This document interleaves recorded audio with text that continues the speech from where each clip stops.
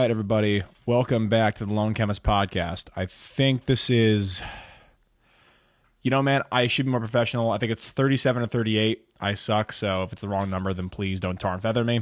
So, my name is Johnny. I'm the Lone Chemist. I'm a Taurus. I like long walks on the beach, and I have one of my good friends here, Nando, a.k.a. Matt, a.k.a.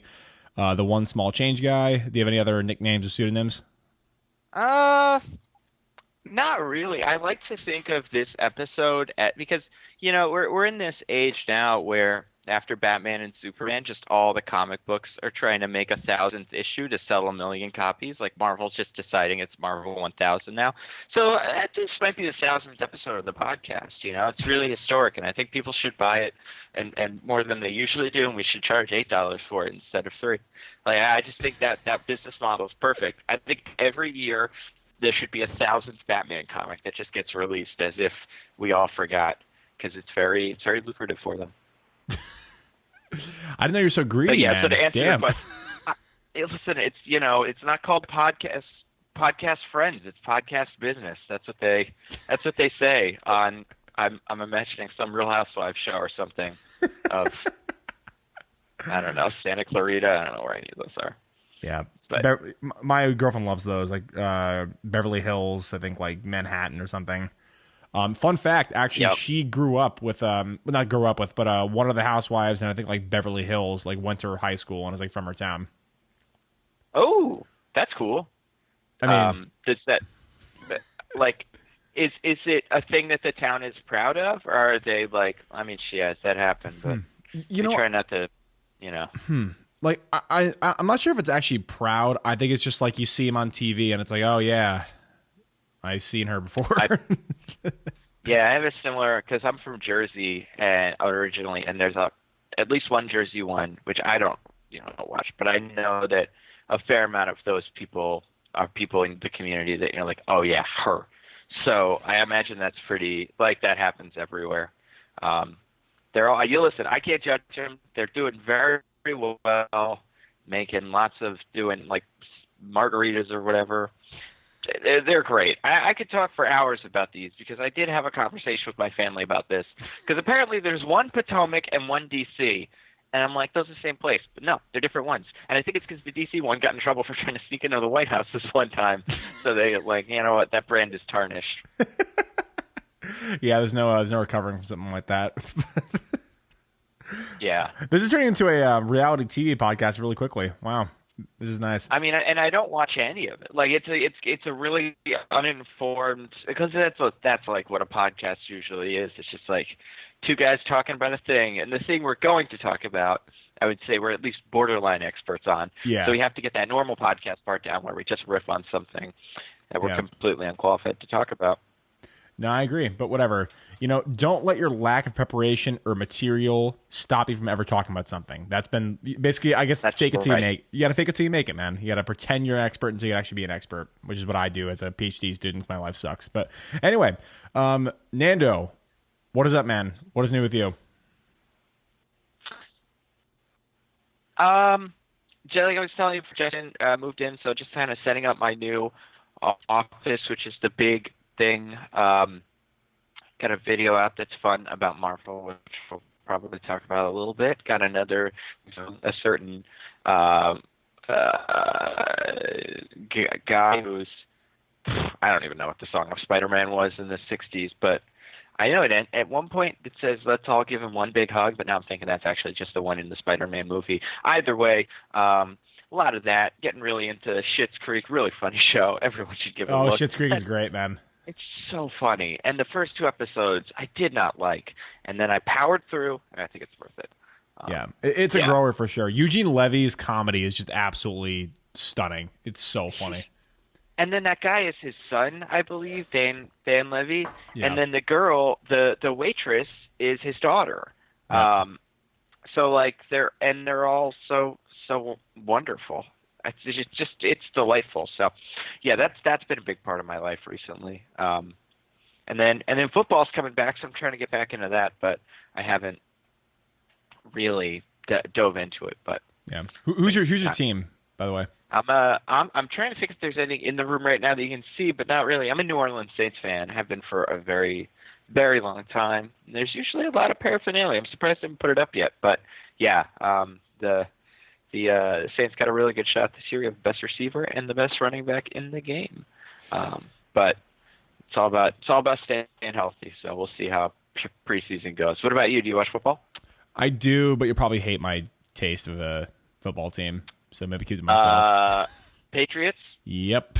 No, because us Saints fans, for people that don't watch a lot of football, the Saints and the Patriots, we have like a kinship because we both hate Roger Goodell for injustices he committed against our team. So, like, especially when like that 28-3, you guys beat the Falcons, which is our rival in the playoffs or in the Super Bowl. So, yeah, no, if there's one team that I think should be friendly with the Patriots, it's New Orleans.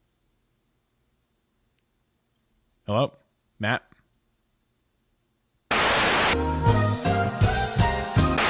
But yeah, man. So like the Patriots, like the reason why I hesitate sometimes is because people often associate everything that the Patriots do with cheating or with like, cheating the game. And okay, I'll be honest, like the Super Bowl where Bill Belichick pointed the camera at the playbook, that was not good. Yep. I agree with that. But it doesn't take away the fact that like Tom Brady's one of the most talented quarterbacks ever played the game. Like, I mean he's excellent. He's definitely like second to Drew Brees, but he's always got a great team. I think if we had Bill Belichick through our whole career, kind of like because he's been his coach forever, right? Oh, yeah. I don't know. Oh, yeah. So like, I mean, Sean Payton is great, but I feel like Drew had to play a couple of years without him. And then once Sean Payton showed up, things really kicked into gear. I would say, I don't know what it is. It's so strange how the Patriots are consistently in a division that just stinks besides them. So you get this nice little free pass, whereas the NFC South is very competitive. And like there was a couple of years where there's like 10, 15 years where the same team didn't win for like ever. So it was always like Falcons, Panthers, Bucks, Saints, Bucks, Falcons, like it's recycled. So, yeah, it's competitive. But yeah, no, you guys are pretty good. I don't know what your situation's like this year, but we'll have to see what happens. But honestly, like I will say, as a last point in football, everyone like is calling Tom Brady Thanos of Super Bowl because he has 6 rings. Yep. I will say this last Super Bowl was the most boring game I've ever watched in my entire life. And even though it was awful, I have never been like even a shitty football game has at least some good moments and good plays. This legitimately had nothing. I was almost falling asleep during it. Not just that, the commercials were all bad. Oh, and yeah. SpongeBob wasn't part of the halftime show. So it was a disaster all around. I know. Like if you wanted something, you didn't get it. Like they had the Avengers commercial, but that was like the first ad break. So once that was over, it's like, what am I doing here? Yeah, no, that Super Bowl was no fun. Don't worry. This year, hopefully, the refs won't let the Rams get into the Super Bowl for no reason, based on a blown's a weird way to describe it because it was they definitely saw that pass interference that they like decided not to use. But if we don't get another situation like that, I think we'll be fine.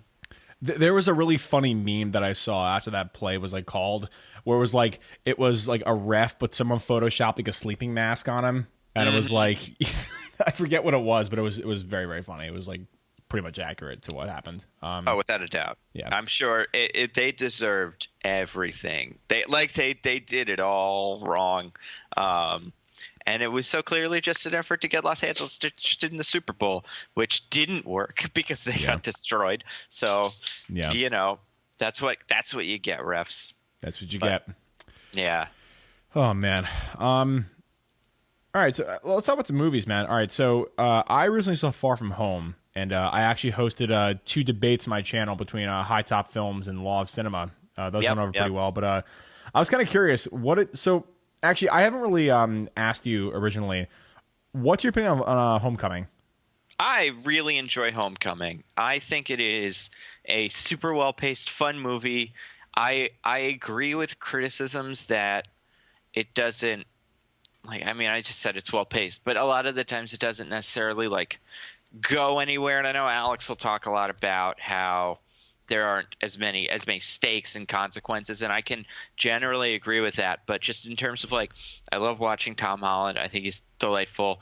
I love Michael Keaton. I think he's one of my favorite villains in any of these, and he's so much fun to watch. And that turn with the Vulture, the dad, it's one of my favorite movies in any of the or moments in any of these Marvel movies in years. So that part of it is great. I think the action is fun, but I do think I think it's not really about anything. I think it's so close to being like interesting in a way that like a Spider-Man movie should be. But I think I give it more leeway when it comes to like not having Uncle Ben or it not having the same themes as everything else. But I like Far From Home a lot. I wish that like in the 4 movies that have had 5 in the MCU that have had Spider-Man, there was more than one 2-minute bit where he swings through New York City, like him on the Washington Monument and on a plane and on a boat. Like, he's Spider-Man. You guys realize that he's a character that can swing webs, right? Like, that's kind of the fun of him. So I that doesn't necessarily upset me, but if there's one thing I was missing from that movie, it was because he's fighting the Vulture. He has like 4 villains that can fly. So why are we not having some, high flying air, thing through the streets of New York? But overall, I really enjoy Homecoming. And I like the kids. I like the kids feel like kids, which is always nice instead of like, 40-year-old adults like Joe Manganiello in Spider-Man 1. So it's really easy to appreciate that in Far From Home. Yeah, I would agree with that. And so like I don't know if you saw the debate. So basically like I'm very in the middle of the road about it. Like, Alex from High Top is like very, very negative and Lawson was very, very positive about it. I was in the middle of the road because like on one hand, like I will admit up front, and we can kind of skip past Homecoming. We can go both Far From Home because I feel the same way that you do about Homecoming. But like Far From Home, I'll be the first to say there are some sequences in fucking Far From Home that are absolutely fantastic. Like the Mysterio sequence, the Illusion sequence is one of the best Spider-Man things I've ever seen in my life. Like it is so expertly handled. The way it's framed, the way it's edited is absolutely genius. And I do like the romance stuff with MJ. I have a different problem with her character though. But I do like their interactions together. Tom Holland and Zendaya have really good chemistry. And even though I have, again, a different problem with this, I loved Gyllenhaal's performance as Mysterio. I thought that like he rode the line between like being the fake mentor and the psychotic like moron later in the film really well. Yeah. But my problem with Far From Home was if we look at the arc of Homecoming, think about like a semicircle here. So we start here where basically Peter is trying to subsume the role of basically Tony Stark, be Tony Stark Jr., always wants to like be with Tony Stark or like embody the hero that Tony Stark is. At the end of the movie, we're at the bottom of the circle where he says, nah, I'm going to be my own person. I'll be independent. I'm good, Mr. Stark. I'll be a friendly neighborhood Spider-Man. Right. So after Endgame, we essentially start at the bottom of that circle, the end of that arc. And by the end of the movie, he blasts AC/DC and it has a hologram on his arm and is like saying, put the suckers per second up in my suit so I can blah, blah, blah, blah. And so it just feels like the movie kind of, even though it does diverge a bit from what happens in Homecoming, because obviously like the resentment towards being Spider-Man is something that's more explored in this movie, as opposed to like Peter's so desperate to like get in the action. But having him just kind of go back to the Iron Lad or Iron Man Jr. at the end of the movie, it kind of makes it like the arc of Homecoming not feel as significant, because the whole point of it was I can be my own person and be a hero by myself, which I was a big fan of that arc. But I mean, I liked Far From Home. It's just like there were a couple character arcs that I really just didn't think worked very well, especially when you juxtapose that with Homecoming. Yeah, I agree. I think the Far From Home, Far From Home in the first half was very clear what Peter's problem was and what he was getting wrong, where it's so strange how it does get to that point where it is like, oh man, like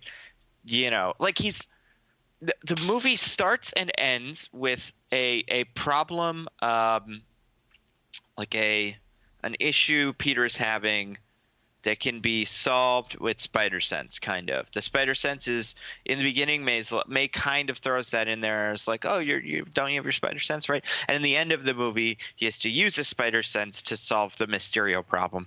And it's such an easy way to kind of build a very simple and easy to understand arc about like a problem with Spider-Man following Endgame, which could be anything. And you could do Spider-Man Jr. or Iron Man Jr. again and just be like, yeah, he's not really trying to be Spider-Man, so he doesn't really have spider powers that much anymore, and he has to, learn to be himself. And but like you were saying, the arc, like the second to third act kind of moment of growth would be him saying like, I need to not be Spider-Man. And it's weird because Far From Home and Homecoming do have similar like moments where in the end of Act 2, Tony takes the spider, whatever we're calling it, the Civil War suit away from Spider-Man. Yeah, that's the Stark suit. Yep.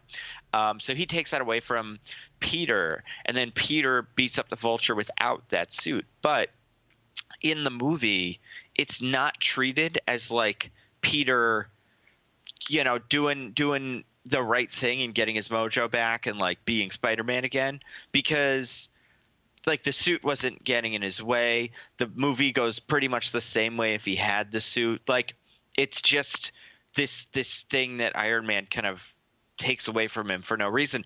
And I wouldn't say he really learns a lesson from it.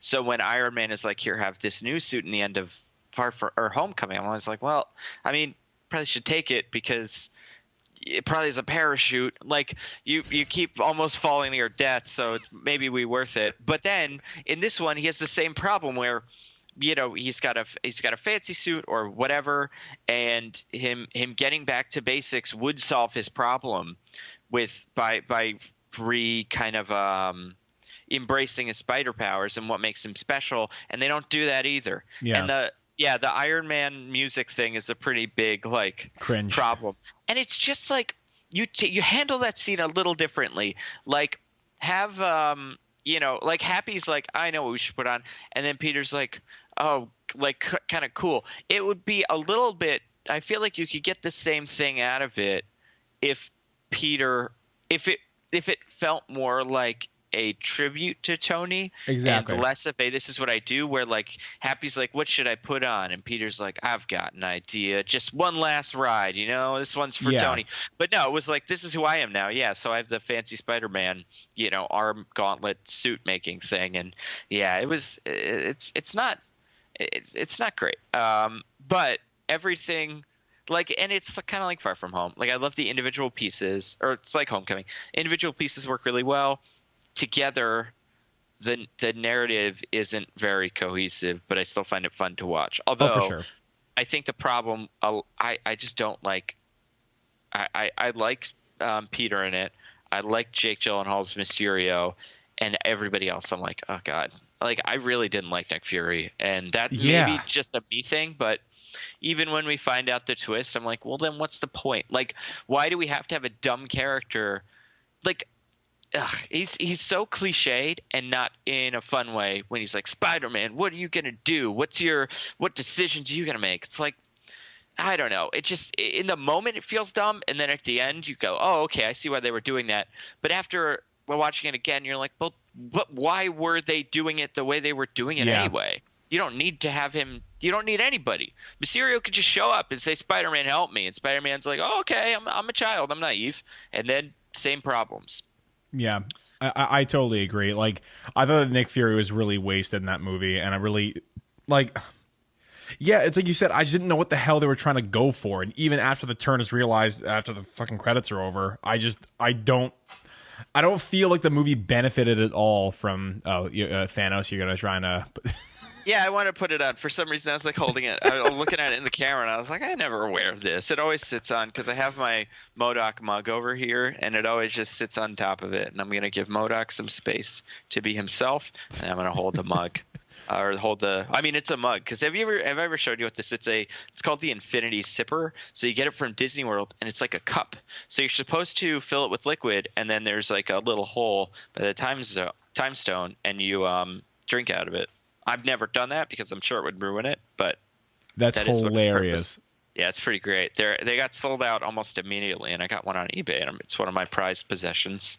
That's amazing. But anyway, yeah, the Nick Fury thing too, like, and his character is just such a boring curmudgeon. Like, it's not fun to watch him. And I realized this the other day because I watched the Shaft movie, the one that just came out with him, and I'm like, oh my God, he's amazing. Like, it's so much fun to watch him. And it's crazy that I left Far From Home going like, oh God, Nick Fury's my least favorite part. He should have been, there just should have been a delight to see on screen, but he's not. Yeah, it's weird. It's like, I just feel like the writers, they were desperate to put an MCU person in the movie that made sense after Endgame happens. And like, obviously I get it, the whole licensing deal with Sony, they have to put as many MCU characters as they possibly can in the movie without feeling forced. But like, I'm just trying to think, like, what other characters could they have included to make it more, I guess, seamless with the integration from Sony and the MCU? Because like, I get it, Nick Fury's like the director of S.H.I.E.L.D. and he wants, like, Spider-Man to, join the ranks and be a real Avenger and do shit. But like, I mean, would there be any other character that they could use, like, to, I guess, show them the ropes, so to speak? I'm going to look at a list right now online, see if I can come up with anybody. For the first one, when you Google Marvel Cinematic Universe characters, it's Blade. So probably not Blade, but let's see. I think you could have gotten like, they would never be able to get Thor. But Thor is about the right kind of, like, not a great influence, but kind of well-meaning. You could do maybe Bucky.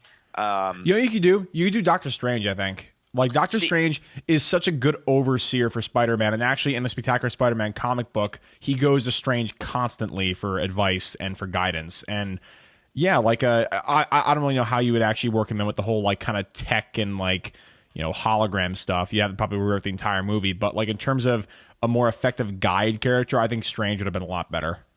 See, I like that, except the character I'm working in, I'm trying to figure out someone who could also be fooled by Mysterio, and I feel like Strange is the last person on that list. And the magic, I feel like eventually he would just get a vibe like, this guy isn't really in this room with me. Like, what's going on? Yeah, and then he would figure it out. I'm trying to think. Like, you could, who you could sub out? You could sub out Fury for General Ross, and get the same amount of unlikability without it being, like, out of character.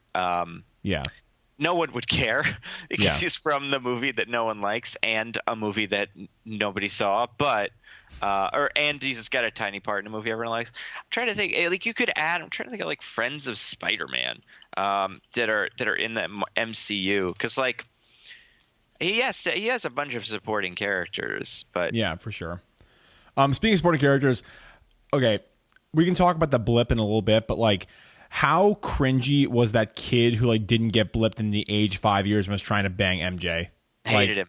Like, I hated that. I was unfair to Nick Fury. He's my least favorite part of the movie, because he's a 30-year-old, and I couldn't figure out, and because the blip thing was a little tricky, I couldn't figure out if the deal was supposed to be he was 16, he went aged 5 years, so he's 22 or 21 now, but he's still their friend, so he's on the trip.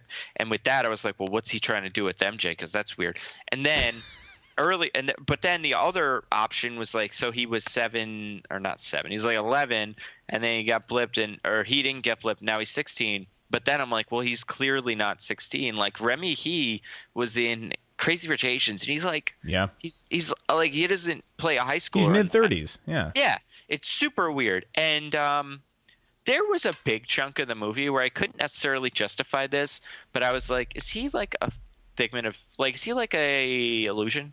Does this kid exist? Or is this like something Mysterio is using to manipulate him? And it wasn't that. But like, yeah, no, hated him. Yeah, it was just like,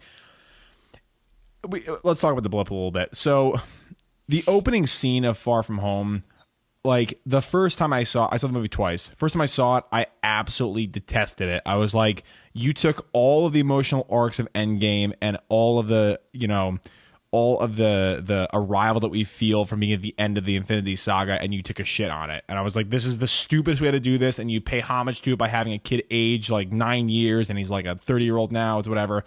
The second time I saw it, I was a little more sympathetic towards it because, you know, it's not treating it like it's a joke in universe. It's because it's like these really awkward high school kids' best attempt to rationalize these heroes being gone. Now, how they know they're gone, I have no idea because no one really knew the Avengers except for Peter.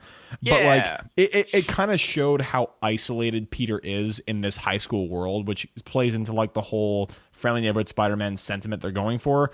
But still, like it just felt weird to open the movie with that kind of sentiment when the preceding movie was all about that thing be the most emotionally significant moment that's ever happened in the world. Yeah, I agree. I think when I first watched it, I thought it was really funny because I think it's set up in a pretty funny way. But like the second time I watched it, I was like, it is weird that, yeah, because I'm sure there are a bunch of people that watched both right in a row, like that sat down, watched Endgame in the theater, and then went right to watch Spider-Man. And I'd be like, it would be a very it really is just like a handbrake turn into goofy comedy, which like your Spider-Man movie doesn't have to be really dour and sad, but I do think like the idea of the blip is pretty it's pretty like straightforward in terms of like what I don't know, just like and it's 8 months after, so you figure maybe they've kind of cooled down on it a little bit, right? Because I think it's a lot of time it's taken place, but it's not 8 months after for us. They didn't release this movie 8 months later. Yeah, they released it like a month later. So I didn't love the blip either. The more I talk about this movie, this one's I guess a little different because I enjoyed the movie as a movie, but the individual pieces I was like, oh yeah. And so like going off of that, like aside from that kid aging, there really is no consequence that happens from the blip. And I think a really fucking, I hate to be, you, but like a really shitty version of it who's like a, depressed graduate student, but like, you could literally, the only thing you have to change is have May not be blipped. Right. And then like, actually, well, two things. Have May not be blipped and then move the vacation part of it a little bit later in the movie so it doesn't feel like you're on a road trip the entire time, where literally May's like, look, I get it, you're Spider-Man, I understand you have a thing to do, but honestly, I'm scared shitless of losing my kid again. Like, if you did that one thing, I think it would have fixed a lot of the gripes that people have with the movie. I still really liked it, but like, and I think Alex even brought this up in the debate, the video that I had on it. It's like, there are so many easy little tweaks they could have done to make this movie feel like it actually was a movie that actually has some significance in the MCU. But it just like it completely throws it away to be more jovial and to be more stakeless. And I just think that there are a lot of very simple things you could have done, like the May thing, for example, that really would have made it actually be something to latch onto emotionally. Yes, I agree. And it's, if you get over like if they get beyond the comedy elements of it and you really just take it apart and go like, okay, so what besides this being a joke, what does it mean for the movie and for the universe and for like how the character's supposed to connect? And I didn't mind the idea that all of the characters that matter didn't get blipped, but it is like the single thing that really bugged me about what they took seriously and didn't, and like how this connected to the previous movies. And this comes up in my new Spider-Man video. It's going to come out in like a day. So it's fine. It's like this video or this movie, Far From Home, doesn't even kind of acknowledge the fact that as far as he knows, Spider-Man died 8 months ago. Exactly. Like, he physically disappeared into nothing, and then his mentor brought him back and he died. And he got the mentor back and died part. They really worked that into the story, but there's no Spider-Man doesn't care about the fact that he's almost dead, like, or that he had to go through that. Like, you could deal with that a million different ways, like have him really stressed about that, or have that have made him kind of like feel almost invincible because like he's like, well, I already died and everything's gonna be fine. Like I don't know if it's a disconnect between the studios in terms of like how much everybody knows about what actually happened in the last movie, and like when the guy writes the script for Far From Home, he's got to write it without any knowledge of how things have changed, so that because they don't tell him, and then like 2 years before the movie comes out, like the script's written, and now he's like, oh, okay, so I guess this character's dead and this character's not dead, and this happened, and because I bet the person who wrote this movie thought that they were going to go back in time like everybody else did to pre-snap, like that was going to be how the Avengers solved the problem. Yeah, it's like the stream of the time rather than like multi-universes and stuff. Yeah. Yeah, and instead they did this, which I think is like kind of an interesting, almost brave move, except they didn't really like the 5 years later in Endgame is cool, except it doesn't feel like 5 years passed, besides the fact that every so often a character is sad that 5 years passed. Really, it's only Hawkeye who has like a big change. It's not like Black Widow has the new Avengers with more characters on it that we haven't met or something. So I don't know. It does, Far From Home does feel like it's almost been written so that it could fit into whatever characters died and however they solved the problem of the snap, which isn't a great, like, which just doesn't make the connections interesting to me. Yeah, I totally agree with that. But yeah, I mean, I've talked about this movie to death, so like I don't really want to say about it. But like the thing is, last point, I like it. It's a fun movie, but there's just a lot of little things they could have changed that would have made me like love it. And it was disappointing to like walk out of the movie. Because, I mean, Spider-Man's my favorite character of, like, anything. I mean, besides Thanos, because I made a 25-minute video on my channel, like, you know, praising him. But, like, for superheroes, like, Spider-Man is, like, my favorite. And I get it. Like, you don't need to have a Spider-Man tale be completely perfect because, I mean, there are so many manifestations of the character that are out right now. The PS4 version, the Spec Spidey cartoon. Like, there's a lot of shit that you can latch onto. But it just makes me sad that, like, a Spider-Man movie like that doesn't hit all of the marks that I wanted to from not just the Spider-Man movie, but to actually fit into this overall arc of movies that they're making. It was disappointing, but regardless of all that, I still enjoyed it. It's fun. Like, it's, yeah. It's a shame that I don't think it's as good as Homecoming. But I think I enjoyed it more than a couple of other of these movies. But I think Endgame was so great that anything would kind of pale in comparison to it, which is, I mean, you can see kind of this year in general, movies have had a really hard time just living up to Endgame. Like a movie like Detective Pikachu that would probably be okay in another year, and like a big hit came right after Endgame, it kind of looked like a scrub.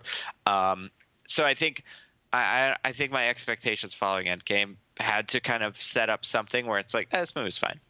It's not breaking the mold, and it's a safe, it's a safe choice, so it's fine. I hope their next couple aren't as by the books. I totally agree. Fingers crossed. Yeah, so we'll see. All right, quickly on Endgame, and then we'll go into Once Upon a Time in Hollywood. Endgame, absurd achievement. Even if you don't like the movie, absurd achievement in filmmaking, and like, I was thinking about it the other day, like, the fact that almost every single line in Endgame is either paying off a character's arc or is a reference to a preceding movie. Like, the first line in Endgame that you actually hear from Tony Stark is, "Hey, Miss Potts, I don't want you to put this on your MySpace page or Facebook page or whatever." And one of the first lines in Iron Man is, like, "Don't put this up on your Facebook page or MySpace page," when the guy puts a peace sign in the Humvee. Like, it was honestly, like, jaw-dropping to think about how long it must take him to write that script, because it is so competently written, where it not only pays off its own emotional arcs and its own story, but it also and I think Bailey brought this up from Loverboy Media. It elevates almost every other movie in the MCU. Like, it makes me want to go watch Thor: The Dark World, but maybe not that one. But like, you know what I mean? Like, yeah, and like I mean. Yeah, like I absolutely adored Endgame. I have two problems with it, but I'll let you say your piece before I go into my two problems with it. Yeah, I mean, I don't think it could have been more.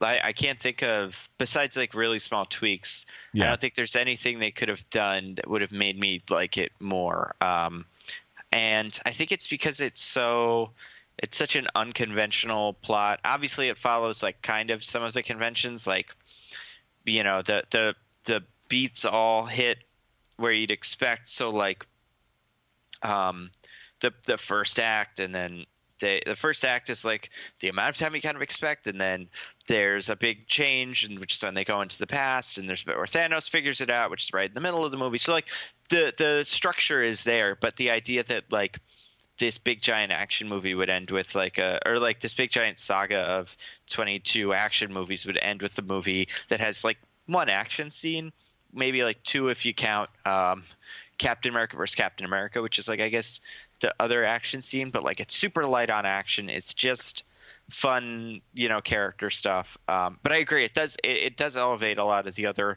Marvel movies. Someone pointed out today on the Marvel subreddit that one of the things that Darren Cross yells at Ant-Man is like, you think you could stop the future with a heist, right? Like that's like from the first Ant-Man movie, and it's completely and it's not necessarily like, I don't think that's why they were like, we should do a time heist, because of that random line from the character everyone hates. But it's funny how many things come kind of full circle, especially in the end with like, this character saying hi to this character.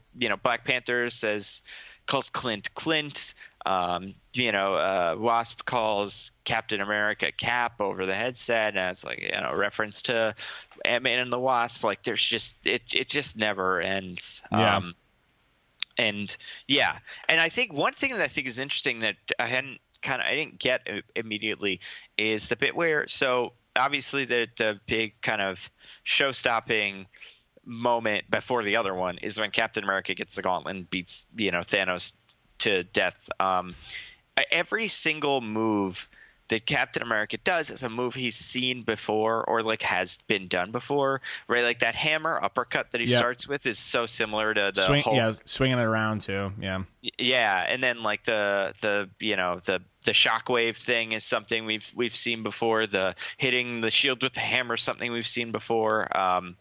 It's just so, and even like there were some things like when they did the death of Natasha, and they played the score from that scene with Gamora again, that are like, yeah, I guess that's the sound. So like that's the score that would play, because obviously that's here and it's not as game changing, like it's kind of obvious. But with this, the you get that little bit of music that is what happens right before Thor shows up at Wakanda.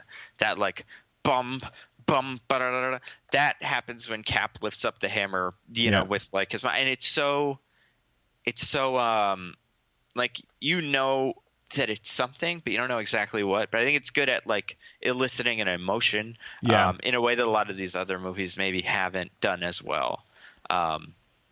It's great. What are your problems with it? All right, so I have two problems. So number one, I do not like the fact that we do not see Bruce Banner reconcile with the Hulk on screen. I thought that was something that was really set up pretty beautifully by the first Avengers, because, the whole line, I'm always angry, blah, blah, blah, that means you can actually control the Hulk. So I get it. It's a jam-packed movie. It's 2 hours, 58 minutes. You got to speed shit along. But, like, the premise was kind of set up because, like, in Infinity War, you actually see half his face turn into the Hulk. And it's like you see the kind of, like, the didactic battle within himself. And this is a terrible movie, but X-Men Apocalypse, the final scene where Apocalypse and Xavier are fighting within Xavier's mind, and they're going through like different memories and stuff. If they had that one scene where like Bruce Banner is actually talking to the Hulk within his mind, which is presumably what he does when he's not, being Bruce Banner, talk to the Hulk and say, look, Hulk, you hate me, I hate you. You hate, being the solution. I hate being behind the curtain. Let's merge and be the best of both worlds. I think that would have number one, worked in some great comedy, because like the Hulk's basically a baby at that point, and Bruce Banner is like trying to reason with him, and they're at odds with each other. And two, it just would have kind of delivered on the arc they set up so long ago for the Hulk, especially because his standalone movie is kind of a stinker in the MCU. But I mean, again, this is a minor nitpick. I wanted to see that on screen. That's my first one. I don't know if you agree with that or not. More or less. I'm not as, like kind of what you were saying, there was just so much in it that I can't think of something I would cut to put it in. But I do agree. And I remember something kind of a little bit similar in the Ang Lee Hulk movie, and I'm sure they've done this in other Hulk medium, but that idea of like Hulk arguing with himself in the mirror, where like he sees the other Hulk and I guess Bruce Banner, and that would have been interesting. And other people have like Professor Hulk was fun, and it was something different, but the idea of maybe Hulk and like Professor Hulk showing up at the very end of the movie as part of the finale would have been cool, and probably would have felt like more of a like it would have been more like an arrival of his character. Yeah, and just more just like impactful. He doesn't really have very much to do post snap. You can kind of see him doing stuff in the background of shots, but Hulk is pretty reserved, and that's why kind of a lot of people also said it was bummer that like Captain Marvel destroys the Sanctuary too, when that could really be a Hulk thing, and that would have been fun to see him do that. But yeah, he's a casualty of it. But I also think I looking back, I'm surprised at how much great Hulk stuff we've gotten out of this universe, considering how crappy his first movie was. Like how much he shines in all the Avengers movies, and he's so much fun in Ragnarok that I'm like, we've gotten a lot. And he's not dead, so there's potential to do other interesting things with him. But yeah, it probably should have been on screen, that Professor Hulk reconciling. What's the other thing? Thanos. So as you probably saw my video, I made a 25-minute video on my channel like venerating how Thanos is actually written in Infinity War. So in Infinity War, I mean, this so I'm going to arrive at like a very common criticism of Thanos in this movie, but I'm going to go through kind of a different way. So Thanos in Infinity War is kind of seen as like the anti-hero or the empathic villain, where basically he truly doesn't attribute any malice to anybody with his plan. He truly believes in his fiber that even though he's a psychopath and a sociopath, he truly believes that his goal will save the universe. So the most powerful weapon that Thanos has in Endgame is information, because obviously the really clever storytelling device where Nebula is sent back is able to kind of deliver the information to him where, okay, I had this plan my entire life. I'm an eternal. I'm thousands of years old, and this plan I've been idolizing my entire life didn't work. So in that moment, number one, you see the closest thing you can see the humility from Thanos, because like he got bested. Number two, you see kind of hubris, because essentially like he knows that he actually committed his plan X many years in the future. And three, it shows that I drastically underestimated my opponents, who would actually try and deter me from this plan. So I needed just one, again, with this is the thing like the Hulk, I just needed it to be on screen.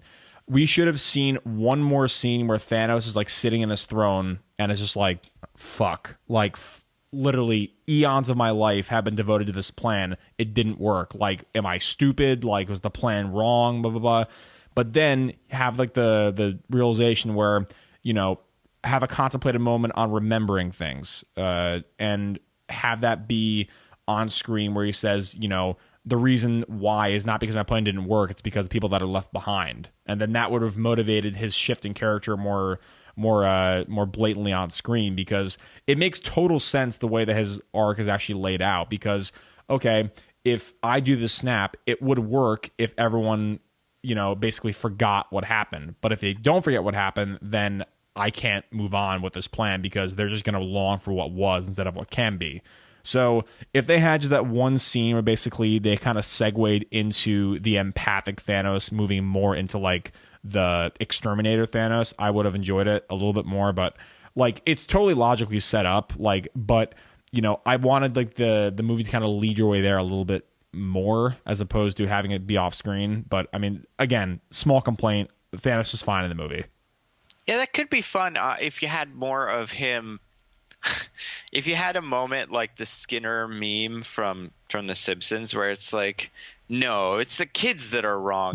Like if you had Thanos, because you could get that information to him a little slower. Like have a scene where the original scene where he realizes how he succeeded and how it's like, oh cool, I did the snap, that's great. Like, but wait, everyone and get then fucked. yeah, have another scene where he notices that, and really, because it would be fun to watch him kind of like convince himself that he's still right. Exactly. Just because he's so dug in, like, but I don't know how you would do it. It's funny that Thanos did think this would work. Like, not that he thought it would work, because I understand him being like, yeah, I mean, it's not that I wanted you guys to all be happy. It's just you were running out of resources and I do something. But it's funny that he's like, wait a second, you guys, you miss all the people that are dead? Oh, no, I didn't even consider. They miss all the Mets and all the boats would pile up. Shoot. Like, yeah, I feel like I don't know how you would change it, though. Or not how you change it, but, like, I think maybe if – because the first time when he finds out he wins, he uses Nebula's memories, right? Maybe he could, like, interrogate Nebula later, have another scene kind of like that, or have someone interrogating her, getting that information. Maybe have Nebula kind of plead with Thanos, like, no, you don't get it. That's what I was thinking too. Yeah. You're wrong. And then have him – because you get a couple of those in Infinity War, like the scene with him and Gamora on the throne, where she doesn't necessarily reason with him, but she tries to argue with him, and he just can't accept that he's not right because he is right, and he knows he's right. So drilling that home would be fun. What do you think of the scene that they were going to put in where he throws Captain America's severed head at him? Would you? That's some metal shit. Like, that would have been insane. Like, can you imagine that in a fucking Marvel movie? Because, like, we barely see the decapitation happen, and we see, like, you know, we don't see, like, obviously the severed vertebrae. We see, like, you know, his eyelids and forehead when they close his eyes. Like, right. Can you imagine if he just threw the head like a volleyball, like, over the Avengers, saying, like, get fucked? It would have been amazing. And, like, part of me, I mean, I'd love to see it if it was in there somewhere, like if you could find that deleted scene. But it doesn't seem like they filmed it. But, man, that would, like – because having watched it just recently and going like, okay, so where would that happen? Like, would he – because they find him when he's sitting on the just rock with his helicopter blade thing stuck in the ground, and he's, like, waiting for him.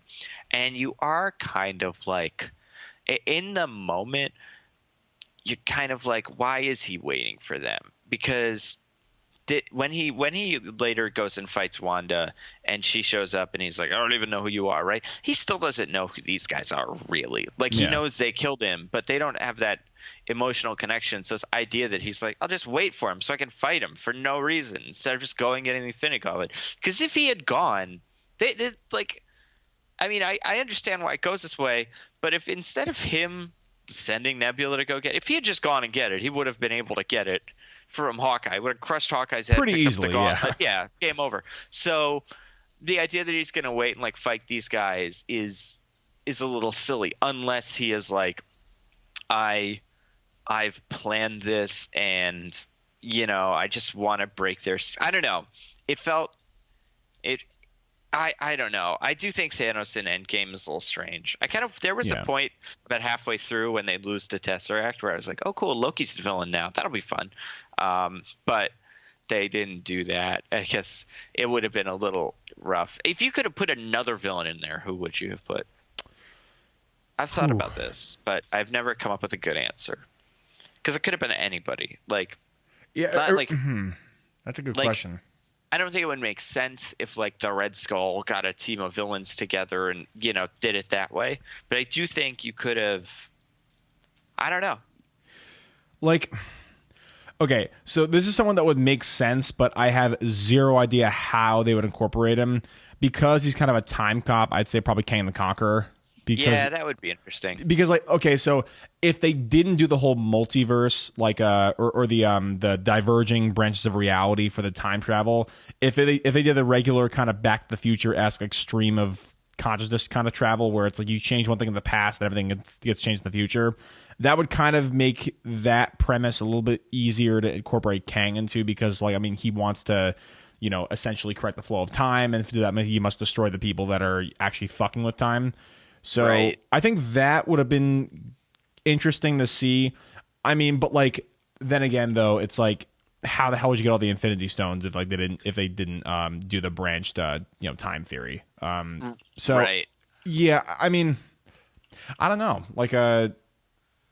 Yeah, I think it's really the only one that would make sense, like in the arc of the movie. I think it would have been cool to see the Red Skull like do some stuff though. That would have been. I agree with that. But Yeah, like he's kind of around, so it would kind of make sense. But would it what would you gain from it? no I one can't would give a think of that shit. much. Not a single Yeah. person would give a shit. Especially since that actor doesn't want to hang out anyway. So Yeah, it's Hugo not even- Weaving. What the hell? Like he just Yeah. wanted to. Ugh. It's fine. I mean, I'm way more confused with what's her name with Natalie Portman being back. If we're talking about actors that just don't seem to want to do this, like.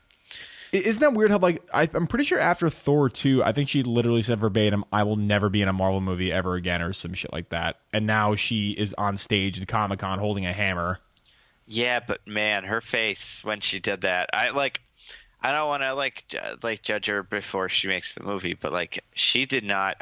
Having seen everybody else do all that stuff when they get there and Benedict Cumberbatch comes on stage, he's like, "It's me, Doctor Strange, hooray!" And Loki does that, and then Natalie Portman comes out and he gives her the hair, and she's like, I'm Thor now, guys." I think part of it is just she knew the internet's gonna hate this, and this isn't gonna be any fun for me, but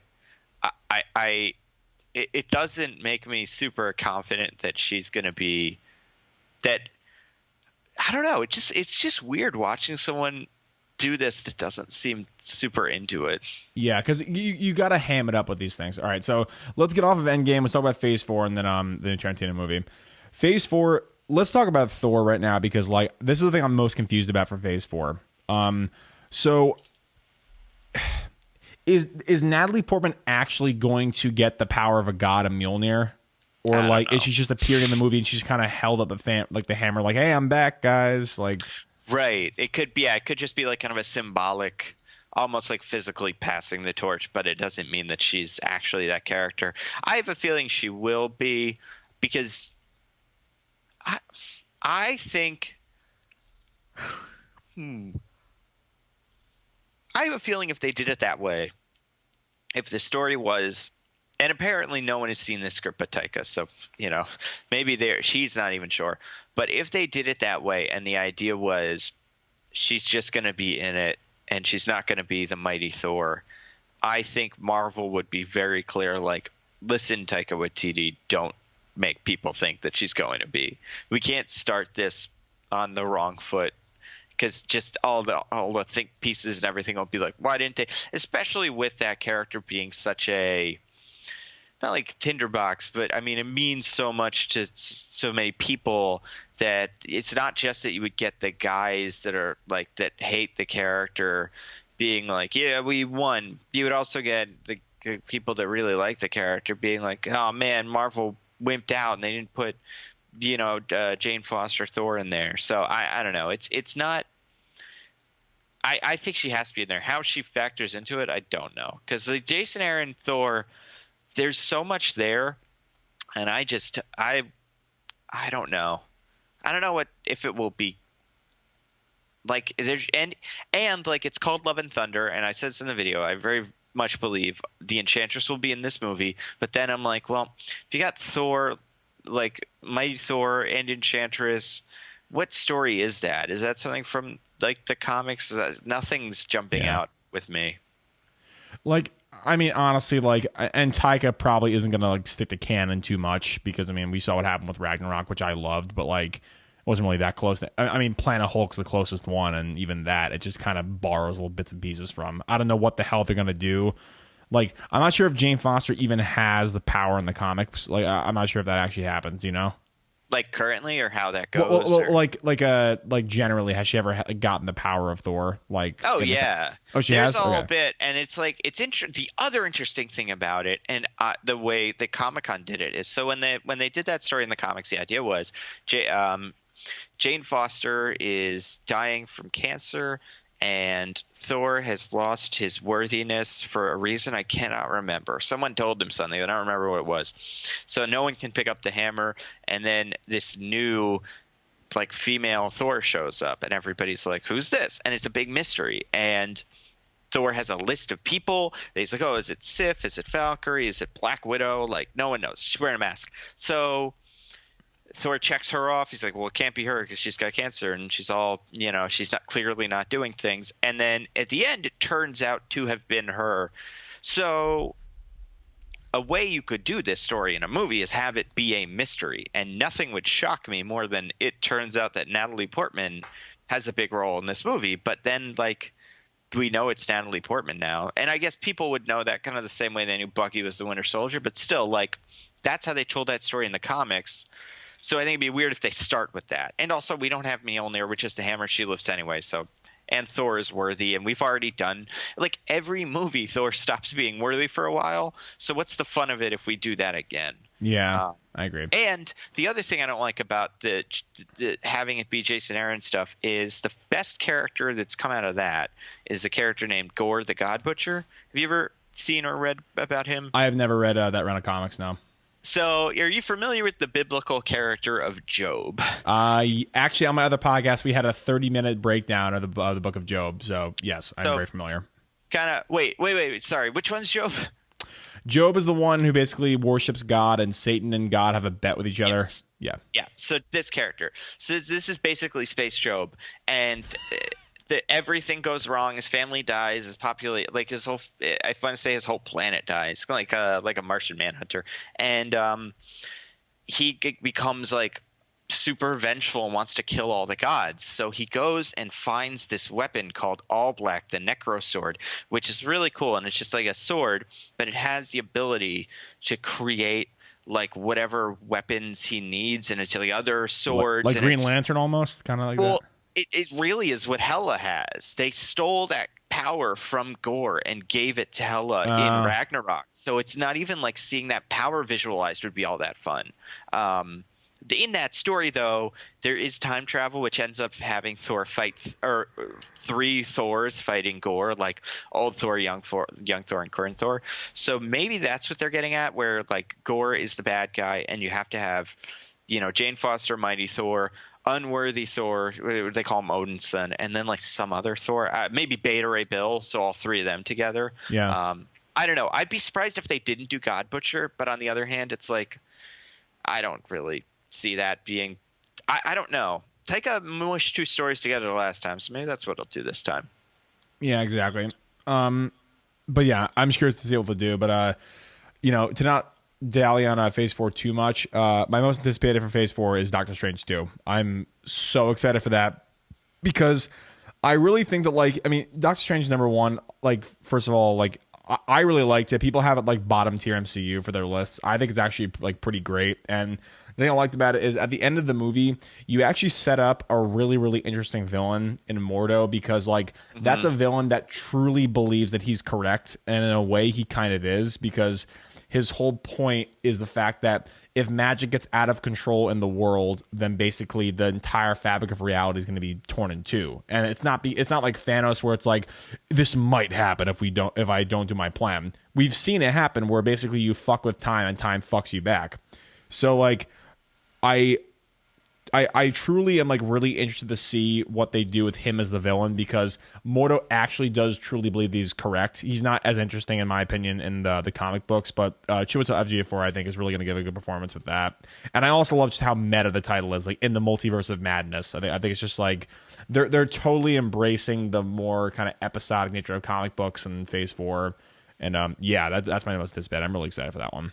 I am too. It's not my most anticipated just because it's the one I know maybe the least about. And even with like the Thor, I'm like, I can kind of guess, like we were saying, I can kind of guess which characters will show up. And if I really have no idea the only Doctor Strange story recently I've read was The Oath and a little bit of other stories. I can't remember one that he like shows up in briefly, but I think one of the reasons people like this so much, because I did a poll on Twitter, and this did get the most answers too, as far as like which Phase 5 or 4 movie are you most excited about, which is funny because this is, I wouldn't say Doctor Strange 1 is anyone's favorite Marvel movie. I think, like you were saying, it's not bad, and some people like it more than others, but like there is plenty of people who Thor Ragnarok is their favorite one of these. Quentin Tarantino, it's his favorite one. But And Tom Holland, he said that is his favorite one too. So like, and Jake Gyllenhaal said that, which is just definitely him being like, oh yeah, that one. I've seen these movies. But so it's funny that Doctor Strange won. I think the reason is because we know nothing about it, and I think it's easy with that one to kind of project whatever movie you want onto it. Like maybe it will be this weird time travel one where maybe it will deliver on Mordo. Maybe it'll be all weird Shumagorath Cthulhu monster. Like you could, there's so much you could do with it. Like maybe he'll go to the Ang Lee Hulk movies, like the multiverse. That's so there's so many options. He'll go to Venom. Yeah, he'll go to the Venomverse. Yeah, maybe that's where they'll find the X-Men. It could be anything, and I'm excited about it. But I'm also like, just like, I'll wait and see how excited I get about that one. I honestly think my most excited one is Shang-Chi, just because I love a good martial arts movie. And yeah, true. I think it, like, the star seems great and fun. The actors playing the Mandarin, who I don't know anything about, is a very respected, actor in his, like, what's the word, like in that market. So like, yeah, everything feels right there. And I read some Eternal stuff, and I can't find anything that I love that gets me that excited about it. And then what's the other one? Black Widow could be fun. Yeah, I like Taskmaster enough, but again, we don't know very much about that one either. Yeah, exactly. I know nothing about Shang-Chi and the Eternals, so I can't really comment either of those. Black Widow, I think that like having her movie take place after she dies, it could be interesting to kind of fill in the gaps between Civil War and Infinity War. I don't know. Like sometimes I like the characters just kind of be done when they're done in the movie, like in the proper timeline. But I mean, it'll be interesting to see. It's a good period of time that it's actually gonna be set in, so it'll be interesting either way, for sure. No, I agree, and like it is hard being invested in this Black Widow movie. Unless, I mean, it seems like it's going to set up a new Black Widow in whatever Florence Pugh's Yelena something or other. So that could be interesting. And I like watching. Like, I think Scarlett Johansson is a good character, and is especially after Endgame. I'm like, I like this character, but it is hard to watch a prequel for a character that's dead. Yeah, because it's like the gravitas is like we know where she actually ends up ultimately. So like we're just basically retconning in all the pieces that we haven't filled in yet, which is like I mean, even though it's gonna kind of cheapen the character in my opinion, I still am excited to see it because like it's again interesting time period that's going to be take place in because like there's so much left unsaid in between those two movies that I think is going to be pretty cool to see. Yeah. And you know what? I've been wanting a movie like this where it is just like, we'll just explore a time period. If this was Falcon, it would be different for me. I would be really excited for it. Yeah. Because I'm like, oh, cool. I'll learn about him now, and that'll make me like him more in the future movies. But it's just that it's Black Widow, and she's dead. And also, I don't want it to work so well that they bring her back because I want her to be dead. Oh, yeah. Like, no. I think they should really, go with that. No, I totally agree. I don't want to cheapen it anyway. All right. Well, last topic here. I don't want to keep you too long. I recently saw Tarantino's brand new movie, Once Upon a Time in Hollywood. I did as well. This was a weird movie, man. Yeah, it's a little strange. Okay, so give me your general sentiment. Did you like it? Did you not like it? And just kind of like your general impressions about it. Yeah, I enjoyed it. I think it's a very it's very Tarantino, even though it's not consistently about a mass murder. It's obviously they don't completely not do that. I think all of the characters are fun in their own ways, except for like really the two that are characters. I really did enjoy it. It feels very different from the rest of his movies, and it feels very similar. So it's hard for me to say it's my favorite Tarantino movie. I think my favorite's probably Reservoir Dogs, and then after that, Inglourious Basterds. They're like right up there. But I would say it's successful in what it does. There were just so many points where I was just like, well, what are we doing here? Like, what is this movie? Yeah. Is this going anywhere? And I don't know a lot about history, so I think if you knew what happened, some events in the 1960s and some names and how they matched up to stuff, you'd kind of go like, oh, I see what they're doing here. But I did not get that when I saw it. So a lot of it was a little hard for me to not hard to follow because I knew what was going on, but it was a little confusing for me, more so than maybe I would have enjoyed. I don't know. What'd you think? I liked it. I did. Full disclosure, I did think a lot of times, okay, why are we spending 6 minutes for an establishing shot of them making a whiskey sour? I'm like, okay, this is self-indulgent even for Tarantino. So like, there are some things that like I think really could have been cut out of this movie. I mean, it's almost 3 hours long, and like the whole. I'll give you an example. You know, he's on the roof. Everyone, spoilers, massive spoilers. You know, he's on the roof and he's fixing the antenna. And, like, it's a 6-minute scene to show why the casting director fucking hates him. And I'm just like, that literally could have been a montage that happened. And I get it. Hilarious with Bruce Lee. But they could have done that in a much more cohesive way where it didn't feel like we just spent 6 minutes of the story for absolutely nothing. I can see that. Yeah, but the thing is, I love the fight scene with Bruce Lee. And I thought that the actor that played Bruce Lee looked more like Bruce Lee than Bruce Lee does. Like, it was kind of uncanny. My biggest praise for this movie is I'm someone who actually I actually did a couple projects like in a couple anthropology things that I did in college about like the 60s. And I think that the 60s is actually one of the most interesting times in American history, in my opinion. And there were a lot of things that, especially in film, that it touched on that really made it seem like Tarantino did his homework, and it was kind of a love letter. I hate that word, but I mean, it's part of my video just came out, so I can't really say I hate love letters. But like, it was such a love letter for that time period. The films were made in that time period, and the kind of sentiment that was around then. Case in point, I mean, I used to be a huge Western fan. I watched a lot of spaghetti westerns when I was a kid, and seeing them meme about like the actual names of like the spaghetti westerns, like Red Bled, Red Dead, Red Skin, whatever, that was absolutely hysterical because that literally that is all of those movies. They have some completely over the top absurd title that makes little to no sense out of context, and I loved all that shit. And I also loved how like to be kind of meta, Leo's character hates spaghetti westerns, but Tarantino, that's his favorite genre of film. So to have like a director like write a character like, I fucking hate these kind of movies, it was very funny. But my biggest issue with this movie is, if we're gonna compare it to some of the Inglourious Bastards, the murder of Hitler at the end of the movie, it has so much more gravitas because the entire movie feels like it's going towards that end. Because that that's the whole culmination of all the character arcs in the movie, to see them, you know, go in the theater and burn the shit down. Aside from a couple like quick scenes and that one scene at the old Hollywood set, you don't really see the Manson family have that much of emotional significance in this movie. And it feels like the third act, which by the way is the most bonkers shit that Tarantino's ever put on film, like legitimately bonkers. It doesn't feel like there's any gravitas to what happens. It's just like, okay, wait a minute. Oh, it's on this date in 1969. Oh, that's right. It's the same way the murder happened. Oh, so instead of, you know, going to that murder, they do this one instead, but then they get fucked. I don't know. Like, I really enjoyed it because like I absolutely am like I'm in love with Tarantino's dialogue and the way he like frames scenes. But like the plot points in this movie just really didn't mesh enough for me.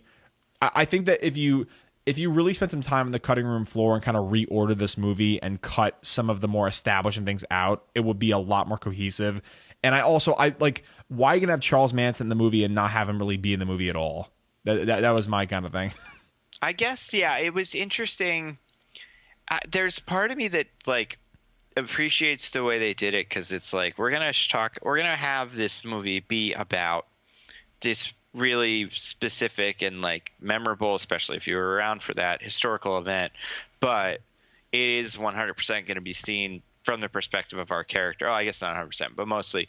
So like if they didn't really see Charles Manson, then we're not really going to see him. And if they didn't really spend time, you know, if they like, but we do see them, like the kids planning the murder at the very end. Yeah. So we kind of get a more perspective. Do you think it would be more interesting if, I wonder if it would be more interesting if it functioned like Pulp Fiction, where the different characters are more separate, and we weren't kind of cutting character to character like a normal movie, because we followed this story in the time, like chronologically. It's like a character goes here and then he goes and does something else, and while he's doing that, another guy's doing this, so you see him do that. And I wonder if cutting it where it's just we're going to see Rick Dalton do stuff, and then we're just going to see Cliff Booth do stuff, and just Sharon Tate, I wonder if that would change it. But it's tough for me to judge it like the way you're describing, because I was so ignorant to, like, I know Sharon Tate was kind of murdered. There was a big chunk where I was like, did she murder someone? And then, but yeah, so I'm kind of the wrong person to, I think I would have been confused either way. Yeah. I think I agree with you though. Like all the commercials for other shows, like Bounty Law, that was like, that shit was so funny. And so funny. yeah, and it was like executed so well that I could just watch a movie of that. Although, that would probably get kind of tiresome. It's the thing with like a Tarantino movie like this is like all of the scenes on their own are so well done. So good, yeah. Yeah, like the scene where Cliff is going to the compound, and like it's so funny because you're just like, don't go into the house, come on, like something's up and there's many of them and you're gonna die, and he just keeps powering through, and it's so precarious. Or the scene, so like that's obviously one of the scenes that you really leave the movie thinking about. Or the one where Leonardo DiCaprio is talking to that wonderful little like whatever 7-year-old she was great girl. Yeah, amazing. Like that was a really, really interesting scene. And like the Bruce Lee scene, there were just so many really, really good scenes that I guess like I was definitely at many points in the movie I was like, what is this? But I didn't mind as much because there wasn't a point besides like maybe a little, like there was knowing how little Sharon Tate actually factored into the plot. I guess it was like a little bit like I spent a lot of time with her and I probably didn't need to, but in the moment I was just like, this is fun. But I think if the individual scenes were more boring, then I would probably be like, well, yeah, trying to kind of pick apart like, well, why are we doing this, where's this going? But I think I was along for the ride enough that I loved it. And yeah, it was just so pretty, and they nailed old Hollywood. The Brad Pitt, or no, sorry, Leo was doing an interview about it and was like, yeah, I mean, you don't make movies anymore where you spend, a ton of money dressing up Sunset Boulevard to look like it's the 60s in real life. Like, they just don't do that anymore. So it is cool to see a movie like that now. And, like, that totally like a lot of the times I'd be like, yeah, well, whatever. But seeing it here, I was like, yeah, no, it was worth it. It really paid off. Yeah, for sure. I was thinking that the entire time and let me be clear, like, I was being harsh in the movie because, like, I wanted to see, like, the event of the murder being, excised to the other house. I wanted to have more significance. But, I mean, the rest of the movie is fantastic, and the dialogue is probably some of the best that Tarantino's ever made.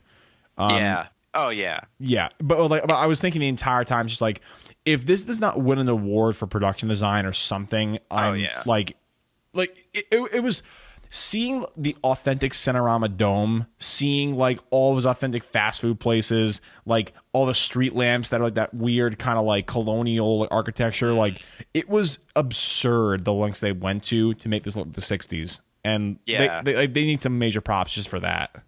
I think this movie is going to win a ton of Oscars, but besides the fact that it is a really good movie, it also romanticizes old Hollywood, which Hollywood loves nothing more than movies that like tell Hollywood how important it is. I also think it's interesting as like a meta commentary on Tarantino's work, like how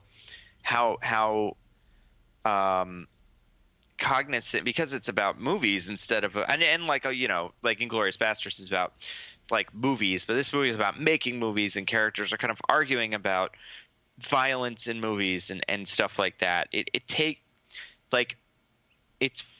interesting to see. It's good that this isn't just more of the same, that Tarantino gets a chance to kind of state his thesis in a different setting, and in the setting that's kind of most conducive to that conversation.